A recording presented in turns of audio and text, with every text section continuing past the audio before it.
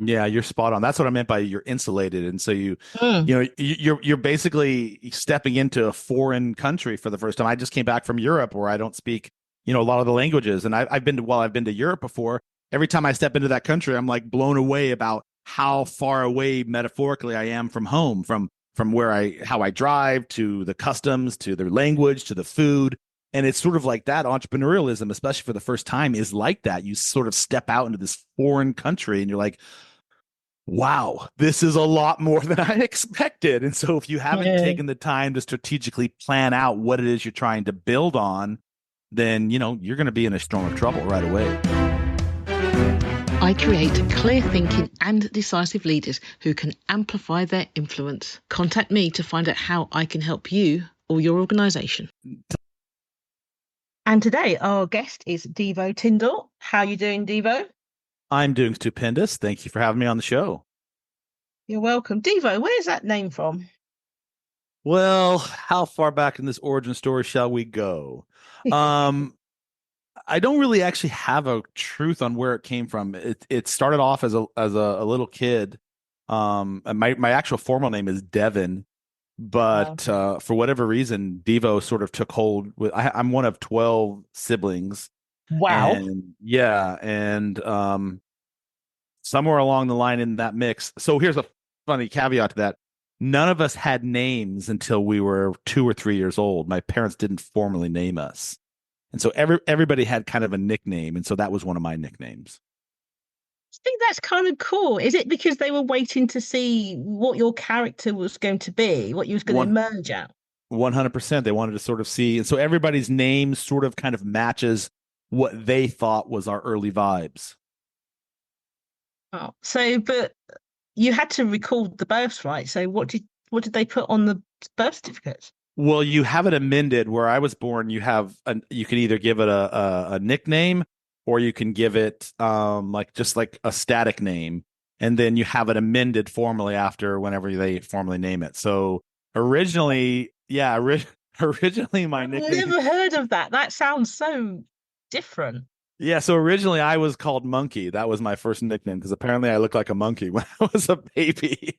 And then Devo took hold shortly thereafter, which I'm very grateful for. Thank you, universe. I'd much rather be called Devo than Monkey. Although Monkey Tyndall has kind of a nice ring to it. Well, I don't know.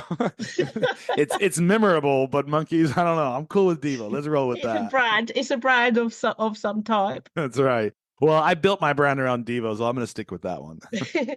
But So you tell could us call me Monkey if you so desire. How's that? tell us a little bit more about you.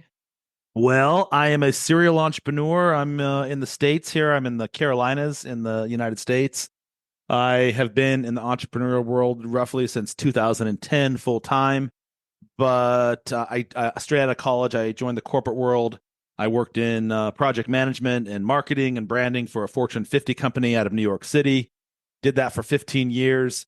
Simultaneously to that, I was doing my photography business just sort of on the side, like a moonlight project, just because I've always loved photography. And then roughly 2008, 2009, I really started trying to find ways to leave the corporate world so I could pursue what I really wanted to do, which was be my own boss. Mm. And so I did that in 2010 and been going steady ever since. Today, I still own that photography studio.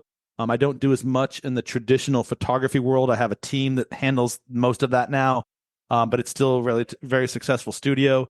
I launched a new business called the Brand Storyteller in 2018. And what I'm doing now full time with that business is helping entrepreneurs and small businesses develop their brand story, their messaging, and then teaching them how to connect with the larger audience using social media, websites, traditional marketing, etc. Hmm. Sounds good. I tell you what, the catch for me was this idea of unapologetic branding. Tell me what that looks like or what that means.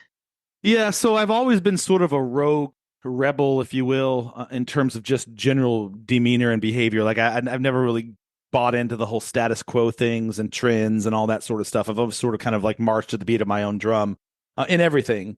And sometimes that can get us into trouble, but for the most part, I've always been relatively innovative in how I run my businesses and how I engage in relationships and all those things.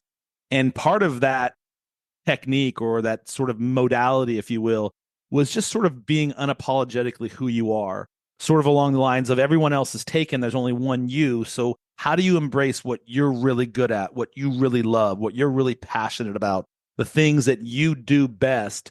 And how do you share that gift with your audience, with your buyers, with your customers, with your avatars? And through that process, it's sort of like it's part introspective, being able to understand, what powers do we bring to the table? What are our true skills and our assets? And then developing those and then sharing those with the world unapologetically and don't making any excuses about it. And so my purview of brand development centers around, especially with entrepreneurs, is don't just go out there and start marketing right away. If you're launching a new business, and this goes for small businesses as well, or any business for that matter, what are you really good at and what problem do you solve and how can you do that uniquely different from everyone else doing the exact same thing? And in that process of introspection, you sort of figure out unapologetically who you are and then share that message with your world and not try to market to everybody, because you're not everybody's cup of tea, right? You're somebody's cup of tea. So you want to find those somebodies that are in alignment with who you are.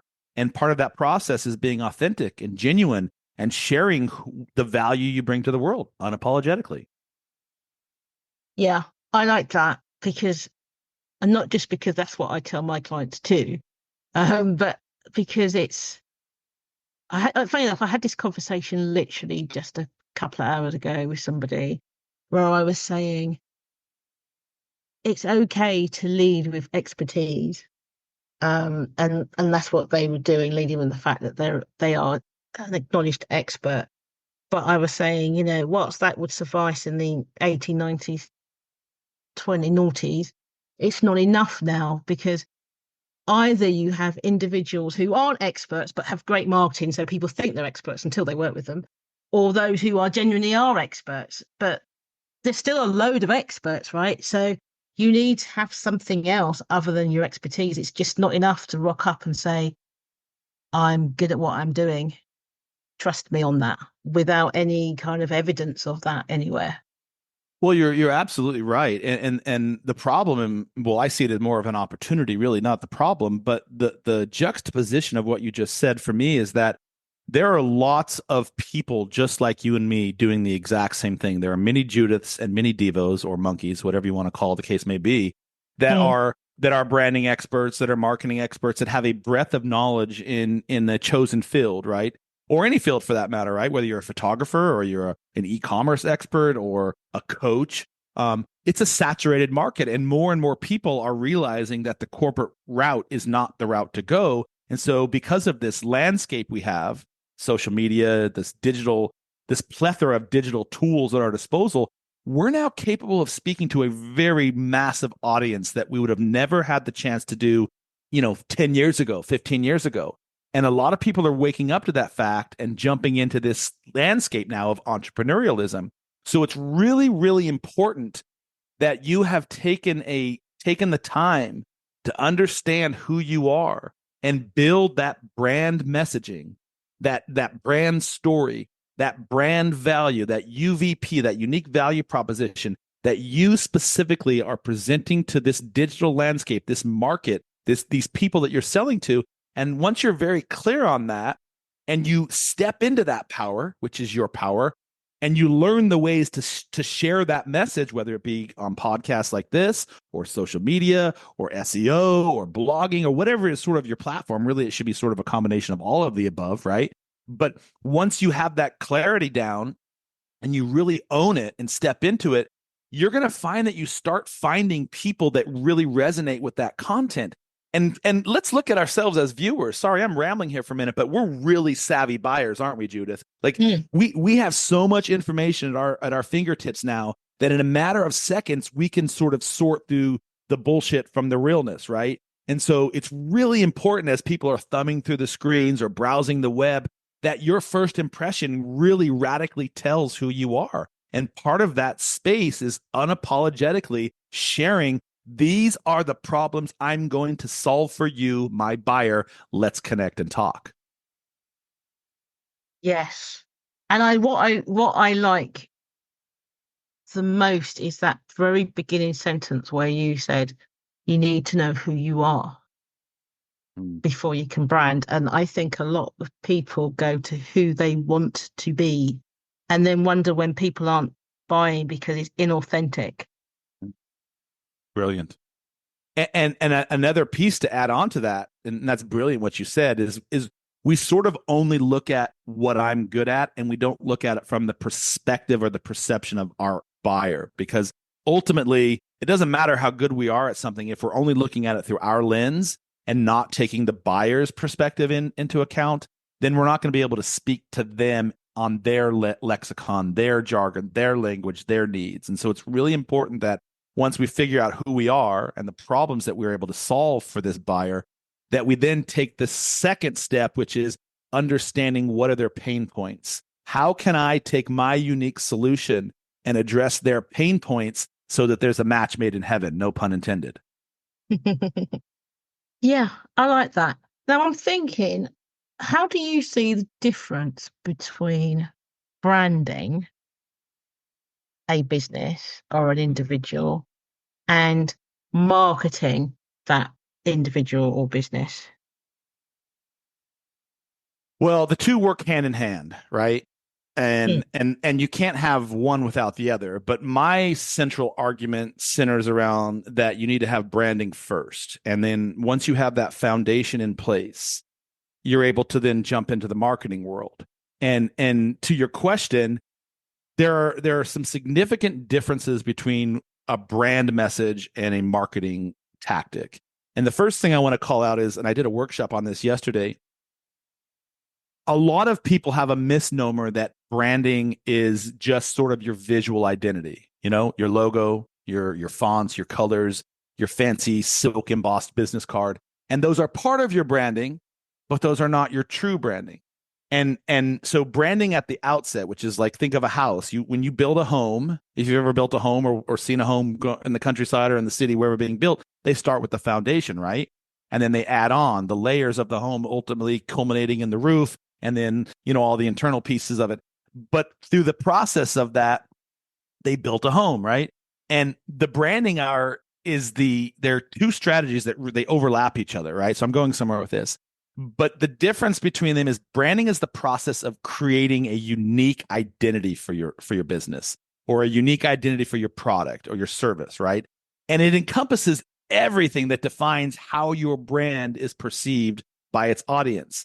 And then marketing is the series of activities or strategies or pieces that you're going to use to promote that brand foundation, that brand message that you just built, right? So in bringing it back to our house analogy, once the house is built, that's the brand, right? And then the builder or the real estate agent or whomever is trying to sell that home is then going to go out and do whatever they do to try to get people in that house to buy it, right? That's the marketing.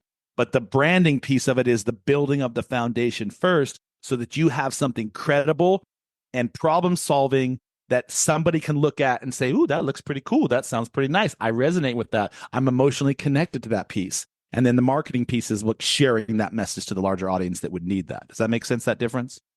Yeah, yeah, it does totally. And the reason I was asking is quite often I work with marketing people um, as clients, and sometimes they see themselves as branding specialists. But when you talk to them, you realize that they are true traditional marketing specialists who understand branding, but it's not the same as a branding specialist. No, they're not even they're not same. Again, they have a lot of crossover, but again, at least in my world, one of the things that I see most frequently is I have a business coach right now that I just started working with, just to give you an example. And she's really good at what she does. She has a lot of experience. She worked in the corporate world in a coaching capacity, in a consultative capacity. And then she sort of has developed this kind of niche product that she markets to. And what she did early on is she built her website, she got her business cards, she started a social media page. But then when you go to her social media page, for example, or you go to her website, the two don't match up, right? There's a different message Mm-mm. on the website. Her social media, she's got pictures of her dog and pictures of her husband and her newly married, her marriage she just had. But there's very little information that makes me sort of put the connection between, hey, she's a nice woman, but she also has a lot of value to offer in X niche, right? Does that make sense? And then you go to her website, she's like all over the place. She hasn't taken the time. Her copy is poorly written. It's really hard to navigate. It's like one of those cheap, easy Wix pages. And so one of the first things we did with her is we did a brand discovery so we could really be very clear on who she is, what she does, who she works for, what's her ideal client, and most importantly, what is her unique value proposition? What problem does she solve? And then now that we have that straight away, we're taking all of that information and we're strategically plugging into places where other people can see it and be marketed to. And so that difference is really clear in the delineation between what branding does and what marketing does. Again, they have to cross over at all times, because if your marketing message is antecedent to what your branding message actually is, people are going to have buyer confusion. But yeah, branding in my position always comes first. Yeah, interesting. I agree with what you're saying there. I think for me, and this is probably the distinction between the stuff that I do and what you do, what comes first, which is I suspect is what you subsume into your branding process, is that kind of knowing what's the proposition first, how does that work? Let's unpick that. Let's be clear about what it is that you stand for, what you're selling, what do you mean, what's the tribe you're looking for, before you can even go down that branding route. Let's listen to a quick advert. As a leader, you know that having a strong level of influence is essential to achieving your goals. But how do you know if you're truly making an impact? Take the How Influential Are You scorecard to get a clear picture of your current level of influence and identify areas for improvement. With personalised recommendations and valuable strategies, you'll be able to amplify your influence and make a real difference as a leader. Don't miss this opportunity to improve your leadership skills. Take the scorecard now at amplifyyourinfluence.scoreapp.com. Welcome back to the Maverick Paradox. This is the podcast for the pathologically curious. I've got a question for you. I think that everybody has a brand. Some people work on their brand, so they define it and live the brand, and others just have a brand, but they don't pay any mind to it. So they're developing a brand, but not on purpose. I think with the people that I work with, the senior leaders, is helping them to understand and change if needed, or further develop their own personal brand or their leadership brand when they're out and about at work and other places. Why do you think that so few senior people pay attention to their own branding? So the question is, why do accomplished executives who are out in the marketplace, whether they're still working as corporate executives or as independent entrepreneurs, why do they not pay attention to their branding? Yeah, because like you have a senior person, and typically they'd have spent the whole life in corporate, but they don't recognize that as they go about their business, their brand is coming with them. So they pay no mind to that brand and then wonder why they don't get promoted, or they get overlooked, or they're not getting the results that they want, and not recognizing that part of the problem is their own leadership brand that they have.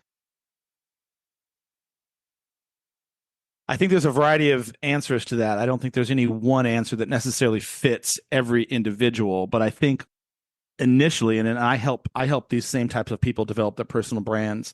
I think first and foremost, a lot of people get caught up in imposter syndrome. And they sort of get stuck on the train of the minutia they've been doing for so many years that is almost second nature to them, right? So they've been leading teams, they've have successful operational, they have a successful company, they have high yielding revenue teams, etc. And so they sort of get into this space where, well, I've already done all these things, and I've already, the proof is in the pudding. What else is there I need to do? So there's that camp.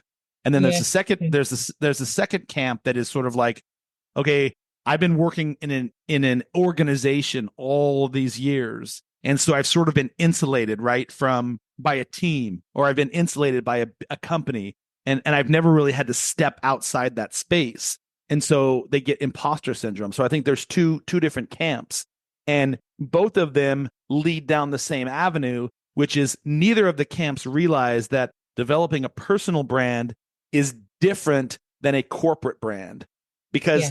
because they've been insulated by all the other pieces.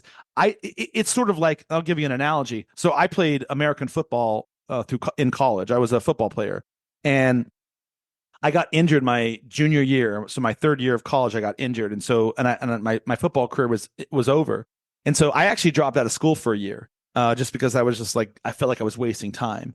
So anyway, I came back to school, and I was like, okay, I'm a lifelong athlete. Like this is in my DNA, man. I need to like be part of something, right? And so I took up boxing, right? Literally boxing. I found a local gym in my city, and I started training in boxing. And one of the things that I really marveled at the most is that in team sports, you're insulated by the group of people you're surrounded with. So a win is a team win, a loss is a team loss. It's not you as an individual boxer. Everything's on you now, right? And it's the same thing with entrepreneurship. Everything is on us. We're not insulated by all the people and the nuances and the subtleties that sort of kept us in a silo of a group. Now we're suddenly out in the middle of the field by ourselves, and like everything is on us. And so I think a lot of people get this scarcity model, this imposter syndrome. Like, why would anyone listen to me? Shit, what if I fail? Like, I think a lot of insecurities develop in that, and a lot of the problems would be solved with those insecurities if they did take the time to develop that personal brand, because then they can actually see their true power on paper and really clearly understand and be able to articulate what they do and why they're in this space operating now. Does that make sense? That was really long-winded, but thank you for hearing me out. No, that's good. Yeah, that makes sense. And it makes also, it's like when you're in corporate, you don't realize just how jargon-filled your speech is. So if you do meet people outside of your industry, nobody understands what you're talking about. Totally, Because 100%. and I think it takes a huge shock to be aware of that, and you've become accustomed to the brand of the organization, as you say, covering you. You know, if you work for Coca-Cola, you don't have to explain what Coke is, right? You know, Yep. if you're the marketing person of Coke, you don't have to say, I'm a marketing person and this is what I do. People already have an idea, you know. But if you're a marketing consultant, even if you've come fresh out of Coke, for example, how do you distinguish yourself from the marketing person that just come out of Pepsi or whatever if you don't have the big brand to look after you? Yeah, you're spot on. That's what I meant by you're insulated. And so Mm. you're basically stepping into a foreign country for the first time. I just came back from Europe, where I don't speak, a lot of the languages. And I've been to Europe before. Every time I step into that country, I'm like blown away about how far away metaphorically I am from home, from how I drive, to the customs, to their language, to the food. And it's sort of like that. Entrepreneurialism, especially for the first time, is like that. You sort of step out into this foreign country and you're like, wow, this is a lot more than I expected. And so if you haven't Yeah. taken the time to strategically plan out what it is you're trying to build on, then, you're going to be in a shitstorm of trouble right away. Yeah, and I guess it's also when you think you speak the same language, like if you go to another country that speaks English, but it's not your English. It's, I don't know, Filipino English or American English or Canadian English. And, it comes loaded with a different culture set, a different emphasis, a different way of pronunciation. It's not, it's one of the things that fascinates me is like how American English seems so similar, but some words are the exact same, some terms are the exact opposite, but it's the same word, but it's used the exact opposite. And it's like, okay, I'm a bit confused. You want me to do this? And then, no, you didn't. But why did you say you wanted me to do this? Can we go back a bit, though, to unapologetic branding? I'm just curious as to, I guess I'm curious to what sits underneath that. So, in the sense that, I love the sound of it, being maverick. But what does it really mean? Is it about being disruptive? Is it about doing it regardless of what other people think? How does a conformist individual be unapologetic? Well, it doesn't mean anything. It's just a fancy word I came up with, and that's all I have to say. No, I'm just joking. Um, you're not supposed to call me out on this, okay?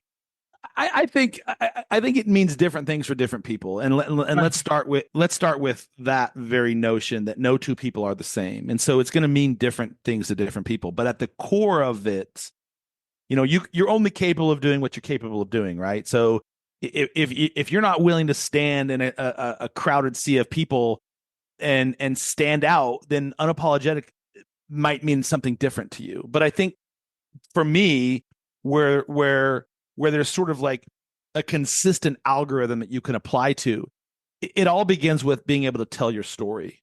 And storytelling is at the heart blood of what we do as humans, right? Like, think about it. When you get together with your friends, having a drink wherever, at a pub or at your house or whatever, like, what are you doing? You're all exchanging stories together, right? And it's through those stories that we connect with people. We find commonality or lack thereof.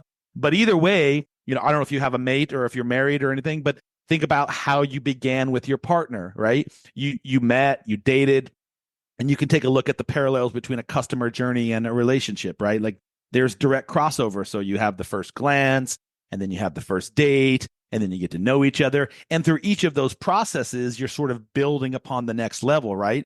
But at every single level, you're exchanging stories, what you like, what you don't like, where do you like to, what the things that you do, the hobbies, your family stories, your origin, all those things, right? And so everything starts with storytelling, and authentic storytelling at that. Like, don't be fabricating stories that aren't factually true. I mean, how many times have you seen, years later, from a resume from a politician, for example, where they lied about something and it always comes back to haunt you? So always be truthful, always be genuine, always be willing to be vulnerable, but most importantly, tell your story. And then I think the second piece of that is being able to have a visual identity around what it is you do.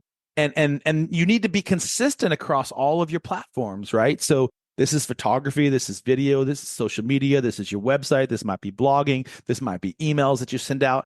And in every single frame, you want to start building. You referenced Coca-Cola, right? Coca-Cola is a brand unto itself, right? It's like the Michael Jordan. Everyone knows what Coca-Cola is. There's probably very few people around the world that if you were to show them a can, they wouldn't know what that is. There's very few people that if you were to say the name Michael Jordan, doesn't know who Michael Jordan is. And so you have to develop some sort of a visual identity where people start to associate you with something, right? And so my visual identity centers around my name. My brand is the brand Deevo. Like, and people who now know me and in my city, like, I'm relatively well known. Like, people sort of know there's only one Deevo in all of Charlotte, right? So like, that brand has an associative identity to it. And then start figuring out ways that you can craft strong, clear, confident messages that really reflect your brand's voice. And don't shy away from expressing this unique perspective. Remember, at the outset, we talked about your UVP. What is making you uniquely qualified to solve a problem? And I think if you can figure that out, and if you can start sharing that message with your audience, sharing that in a storytelling approach, talk about things you like to do, talk about case studies, provide testimonials, let people sort of see this bold messaging unapologetically.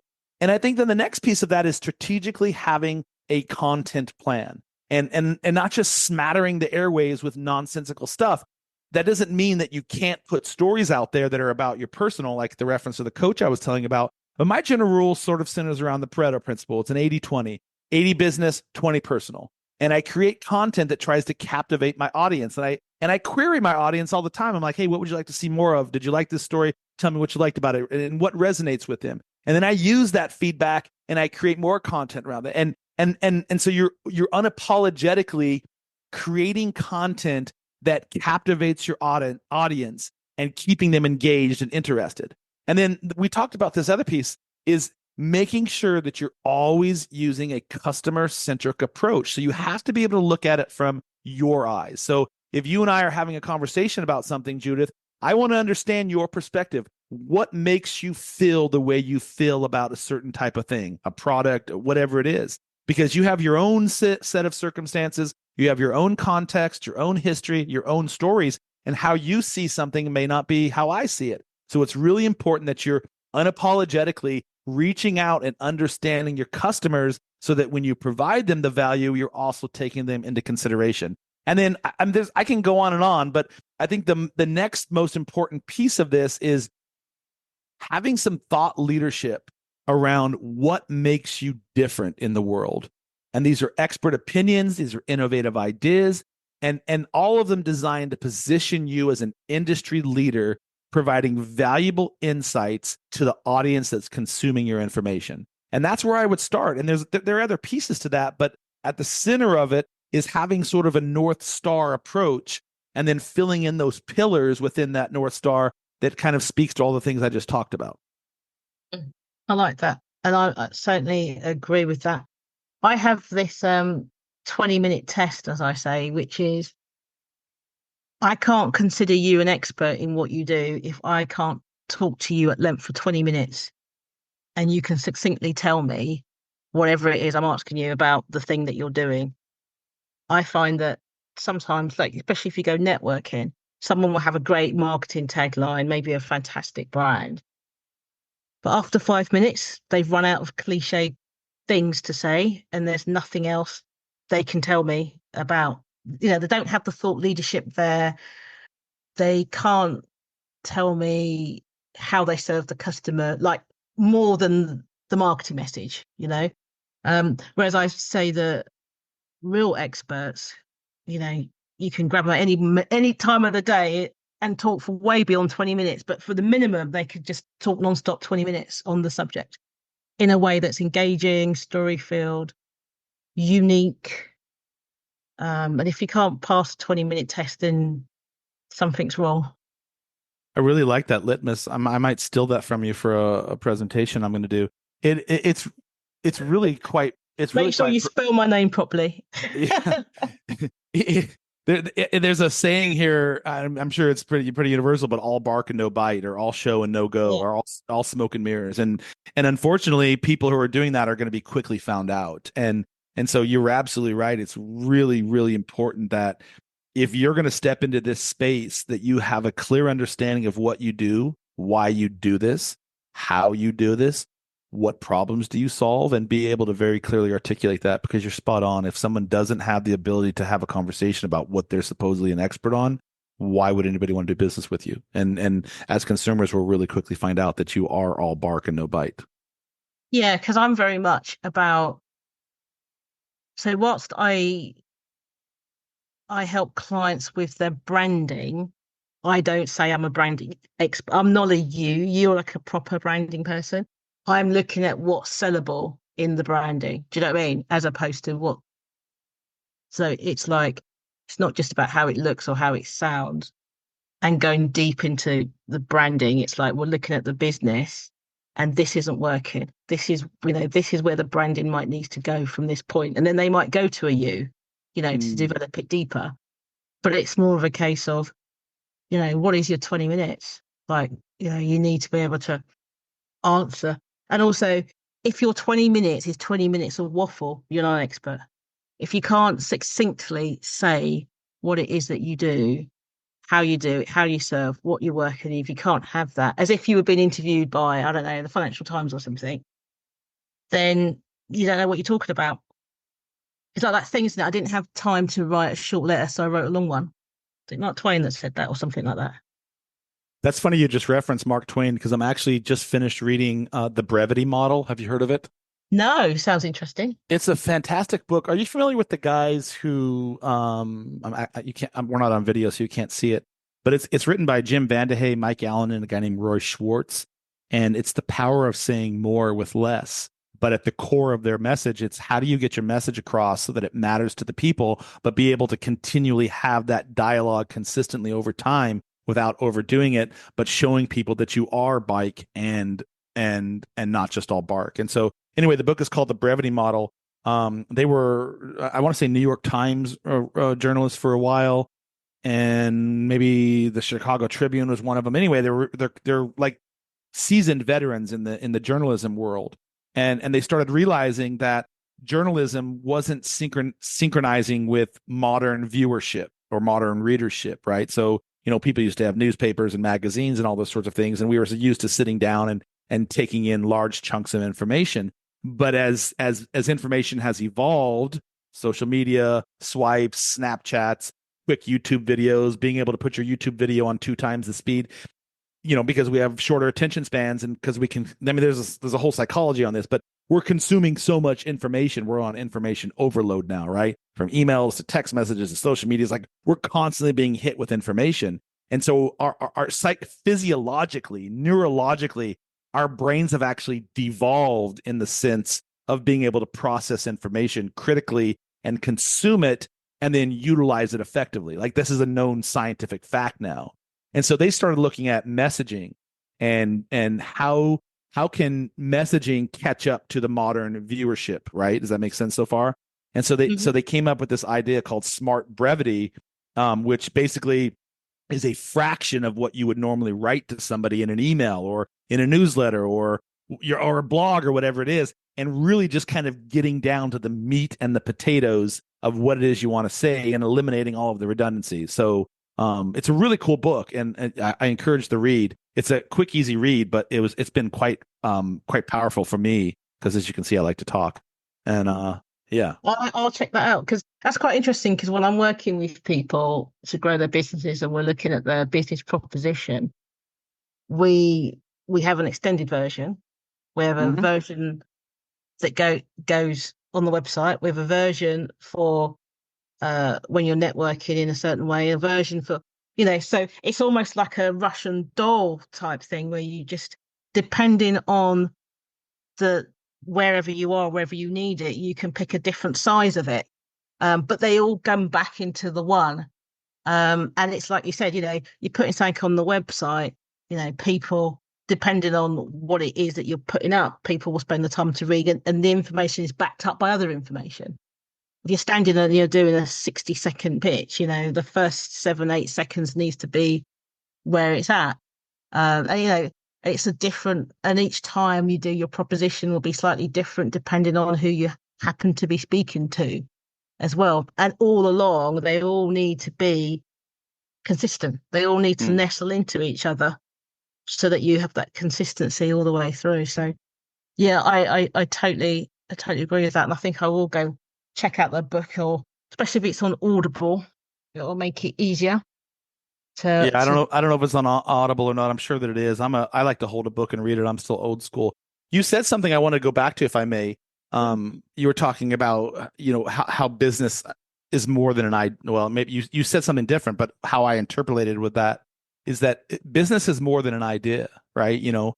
And you were talking about how a lot of times people don't realize how much actually goes into running a business. And so, if you can't express what you do in 20 minutes or more, then you probably need to be able to reframe that. And one of the things I see a lot is that, kudos to you for wanting to step into the entrepreneurial world, but people are really shocked at how much work and how much sustenance it requires to actually be able to run a successful business. And so one of the things, and you sounds like you do the same thing, one of the things I encourage every one of my clients, especially if you're a new entrepreneur, is like, your business is more than an idea. And so you need to be able to understand that there's execution and there's implementation and there's market understanding and there's strategy and there's financial management and there's product development and there's innovation of that product and there's human resources potentially involved. There's customer experience and sales. There's legal and compliance. There's branding and reputation. There's social media. There's risk. Like, there's all of these things that go into it. And that's not to say that you have to have this fully fleshed out business plan. But if you are an entrepreneur and you're thinking of stepping into this space, just know that you have to be well thought out, and your business is more than an idea. There's a lot of systematizing and structural integrity pieces that need to be put in place before you just jump out into the marketplace. And branding is part of that foundational build out first.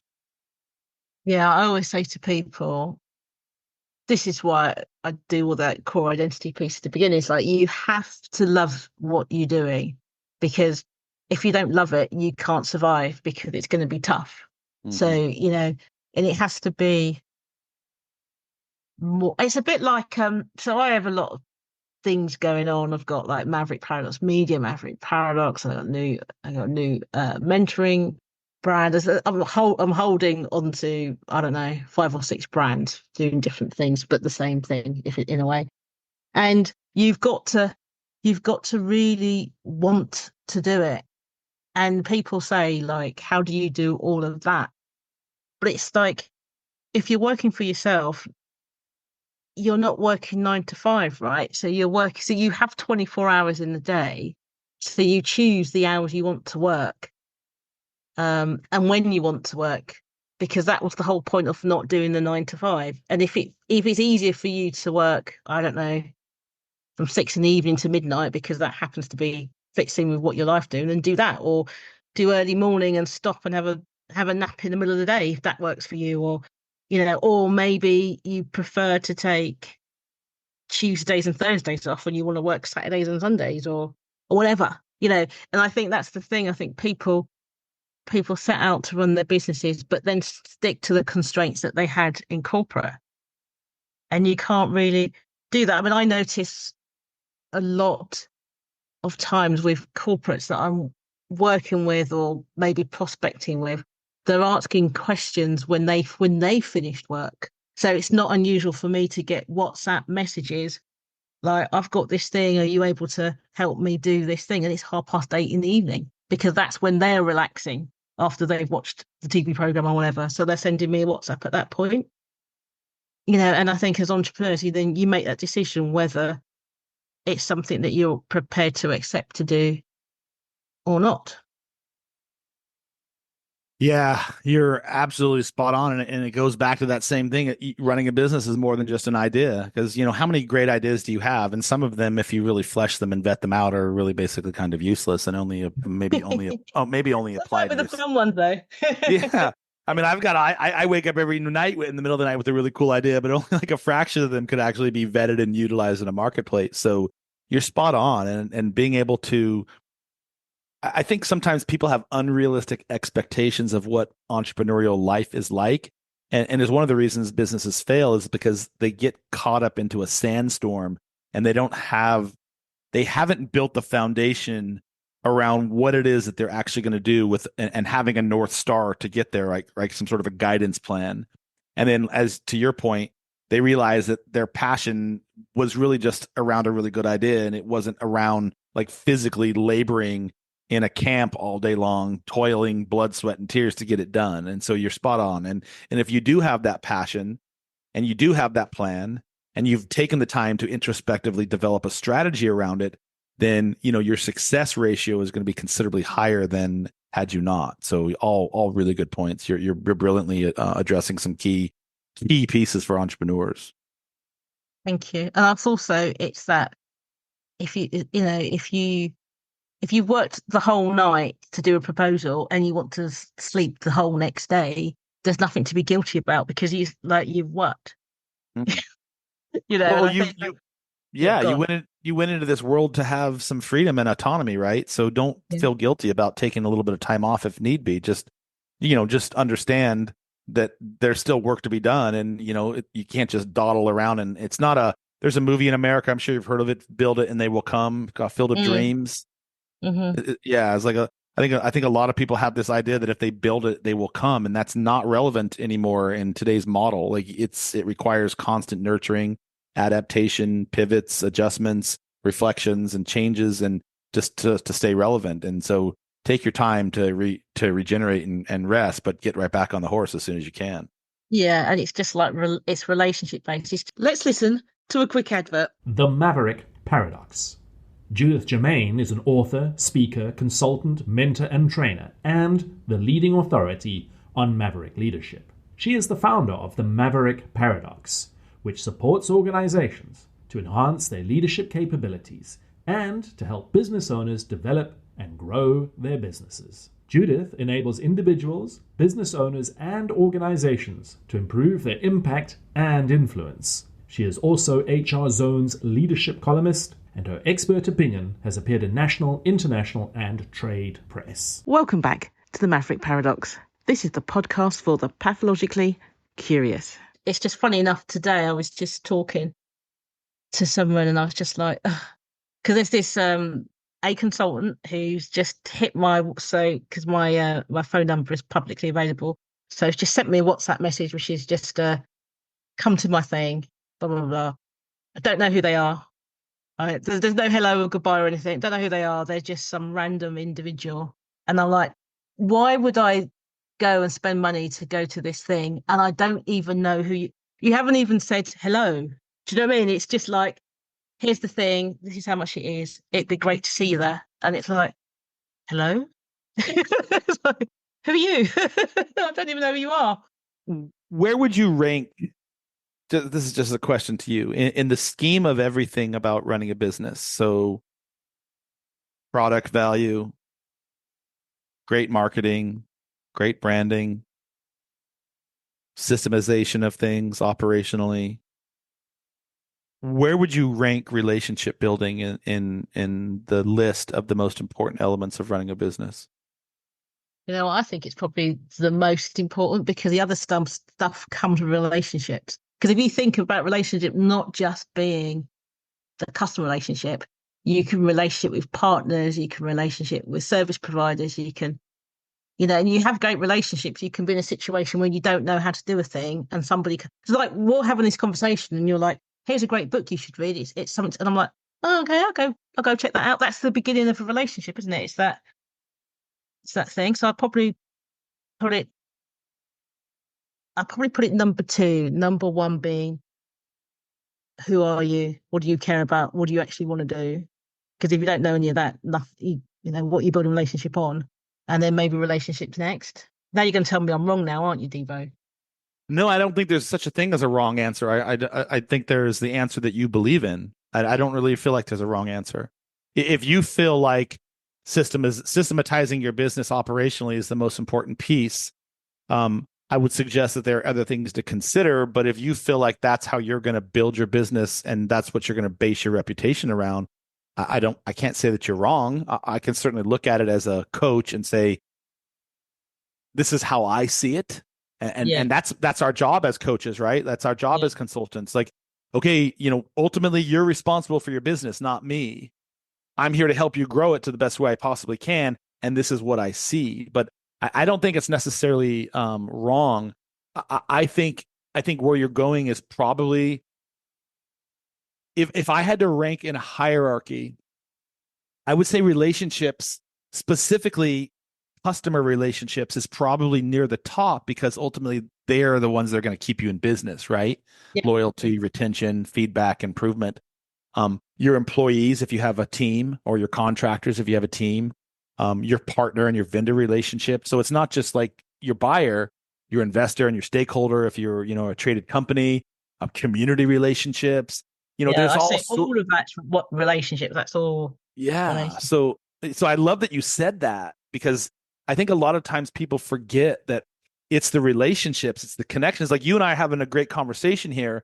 And, if I have somebody who needs work, what am I going to think about? I'm going to think about, I had that really cool podcast with that Judith woman, and she sort of plays in this space. She's in the UK. Like, I'm going to think about you and send you that business. Does that make sense? And so, I think a lot of people forget how important relationships are in the scheme, like the global scheme of their operational business. And so, never to be understated. So I really love that you said that. And staying in relationship with people, even when you finish working with them, but not because they're on your CRM system and you want more work, just because you want to stay in relationship with them, And I think it's much more genuine. I would say that everybody I've worked, all my clients become friends, because you end up working with people, even if they're corporates, because you become invested in the success of the thing. So you're giving something of yourself, and that's a great foundation for building relationships. And you genuinely care. You may have stopped working with them, but you still care if they're doing okay. Still want to check in with them, because you care, right? It's not about, will I work with them again? It's like, gosh, the last time we spoke, they were going through this, or we just finished a culture program. I wonder how it's going on. But you do it not because you're like, oh, can you now give me some more money to do this? You're just like, I spent 6 months there. I really kind of want to know how it's going. I brilliantly love that. And there's two points. I want to ask you a question. So remind me to ask you a question about a scenario that I'm dealing with right now. I'd love to get your feedback on it. It's a true business question. So peer to peer, I'd like to hear your response. But that relationship piece, whether they're your client or not, or whether they finished your cycle with you or not, it's really important that you wrap your head around that, because I've actually burned some bridges in the past, early in my career, where I didn't really understand the idea of relationship building and was only selfishly viewing it from my lens. And, let's say, for example, you and I had done a project together, and then the contract ended and you didn't re-up. And my ego took that personally. This was years ago. I took that personally. I'm like, and I had a few choice words to call you. I inserted that. I bleeped him out just now for you. But like, how dare you? How dare you offend me? Like, do you know how much work I just did for you? Do you know how much success I just brought you? And I didn't handle that with grace and kindness early in my career. And I had to learn that lesson the hard way, because what's really crazy is that the customer cycle never freaking ends, right? Because you may have ended your contract with me, but if I burned that bridge with you, are you going to be inclined to share your experience? You just may not need me anymore. And I had to come to terms with that. Like, my job is to make you successful. And my job is to have a shelf life. To be honest with you, you may not always need you. And to be frank with you, if I've gotten you, Judith, to the point where you don't actually need me to hold your hand anymore, motherfucker, I've done my job, right? Right? And but here's the jam. You may not need my services anymore because you've sort of figured everything out, and I've gotten you off of the training world. You're not wearing a diaper anymore. You're actually out in the world running a real successful business. I've done my jam. But if I burn that bridge with you, if I don't take that relationship with respect and kindness and decency, like you just said, you're not going to recommend me to your peers. When the need, if and when the need pops up that somebody needs my services, you're not going to remember all of the great things I did for you. You're going to remember how I burned that bridge, right? And so it's really important to understand that relationships never end. If for no other reason, looking at them from a selfish point of view, your relationship with everybody is always a walking billboard. It's always a testimony. It's always a validation for how you treated that person. And it's a compound effect from there, right? Like, people love talking about great experiences. Think about yourself as a consumer. When you go to a great restaurant and you had this amazing experience, and I say, "Hey, where'd you eat last night?" And you're gonna be, "Oh my God, Deevo, let me tell you, I had the best experience. My server, Dolly, and the food, and they sat me at my favorite chair, and it was like blah blah blah." You just go on and on, right?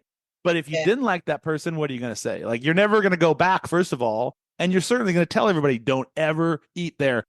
Whatever, right? And so relationships for me are basically everything. It's how the world runs. Perfect. And what was the question? Oh, so I have a scenario here. Okay, I have a client. We're talking about relationships. I have a client who I have been sort of softly consulting with for, I'm going to go 6 months now. And just sort of, I've become friends with this individual, or so I thought. And I provided some services to them already, and it's a project I really would love to kind of like bite my teeth into, because I know that I can help them. But they've basically ghosted me and gone dark. And so my question to you is, as a business owner, what's the pursuit pathway strategy for you when you've provided value, they've given you feedback that your value was invaluable, you know that you can help them, but for whatever reason, they haven't really like signed up for the whole kit and caboodle. Like, I want to get her into a contract, 6 months, 12 months of coaching, consulting, branding, marketing, but she hasn't taken that foothold yet. So as a business owner, and this is a cool conversation, because, we always, as entrepreneurs and business owners, we deal with this all the time, right? You have people who just aren't ready to pull the trigger. So what is your strategy around dealing with that, and how would you deal with a situation like this? I think, like a typical consultant, you have to start off with it depends. And what I would say in terms of the depends is, what do you know about the person? So if the relationship is already there, then you have a reasonable idea of what's their constraints, what's around them, what they're going through, what's happening. which sets off a different period of time. Like, or if you don't know them as well, because that's like with me, I like to ask the question. So like, if they've given an indication that yes, they like what you're doing and all the rest of it, and you're waiting for a response, I ask the question, what's the next steps? Do you want me to come back to you at this point? Do you want me to just not, so that if you do have that ghosting, you have a better understanding of where you fit within that. I think I would probably, all things being equal, reach out at least twice more, but on the second one, just literally asking that question. It seems that you're not you seem that you're not really interested in this anymore. So, I'm not going to contact you unless you reach out if you want, but everything's cool. I'd make it clear that everything's cool, because sometimes people have an objection that they don't want to service because they're worried about what you're going to say next. Sometimes there's genuinely other stuff that's going on which take far greater priorities. I'd look at the seasonality. Is it close to summer holidays with kids being off? Is it near Christmas? Is it what's happening on their socials? So, I mean, I remember something similar, and then I was also connected with them on Facebook, and then but we weren't, super great friends, but we were friendly, and I noticed from what other people were posting that person was going through some really rough times with their family, and it's like, oh, okay. So I just sent a supportive message and then left them to it, and then they came back a few months later with all that resolve, saying, I know, thanks for reaching. They didn't respond to me reaching out, but they remembered I'd reached out and said, thanks for reaching out. It was really good to hear that, that you cared and you were there for me, even though I didn't take it up. And now can we talk about this? So I think I don't like pushing people, because I want people to work with me because they want to work with me. I don't want to push it, but I want them to have the opportunity to tell me what what they're worried about. So it might be, I don't know, because sometimes you said that you had kind of been working with her on a soft basis, which suggests to me that maybe it wasn't paid, or it was heavily discounted or something like that. So they might be sitting there going, oh, I don't know if I could pay their real fee, or, so maybe objection is fee and they don't want to say anything. Or it might just be they don't want to pay and they're quite happy getting it at the rate that they're getting it. So difficult one. Okay. Yeah. Good. I think that's good advice. I think that's good advice. I'm in the same space as you, so thank you for that feedback. No, that's all right. I think all of that is so much easier when you've built the relationships and you know what's going on and stuff like that. So people feel that they can tell you what's going on, makes it easier. I think small business owners are less likely to do it than corporations.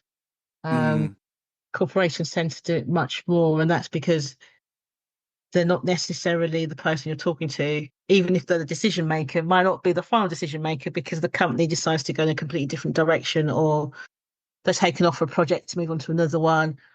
And also recognizing that the timescales in corporates are very, very different. Very, very different. So it might seem like not a long time for them, but for you, it's 3 months and you're still waiting. And they haven't contacted you because they don't think they should contact you because they're waiting for a decision that normally takes 6 months. There's one company I was working with, and it turned out that their decision-making process was 6 months for everything, regardless of what the cost was. Doesn't matter how small or how large it was at least 6 months, because it had multiple decision makers in the process. But if I hadn't have asked, I would have felt ghosted for sure. But I just like, all right, I'll put that in the diary to come back in 6 months to see what's because that was the process, and that was the procurement process, and it wasn't changing. There was nothing I would be able to do to change it, because that's the gates that they put in place, because it's a large global company with many in many, many, many countries, and that's how it works around the world. So So I don't know, more information, more data, I think. So So anyhow, I hope that was useful, Devo. it was useful. Every bit of information that I can, especially from an expert, and it's always fun to have these conversations peer to peer to see how other people would handle situations. Because we don't have all the answers, do we? No, we do not. That's why I have a business coach. It's why I see a therapist on a regular basis, just so that I can have somebody read my label from the outside instead of me just sitting and stuck inside my jar. Yeah. All right then. So thanks for coming on the show. Yeah, my pleasure. It's been a great conversation. It's been interesting. Thank you. And thank you out there for tuning into the Maverick Paradox podcast. I'm Judith Germain, your host, and I hope you enjoyed today's conversation. The Maverick Paradox Magazine. The Maverick Paradox Magazine is for the pathologically curious. Written by a swagger of socialized mavericks who are divergent thinkers, the magazine tackles the biggest issues affecting maverick leaders today. You might be a business owner or a leader within an organization who wants to have your thinking challenged, to be exposed to a diversity of thought, or to learn from diverse experts in their fields. If so, the Maverick Paradox Magazine is for you. Join the swagger at themaverickparadox.com and engage in the conversation.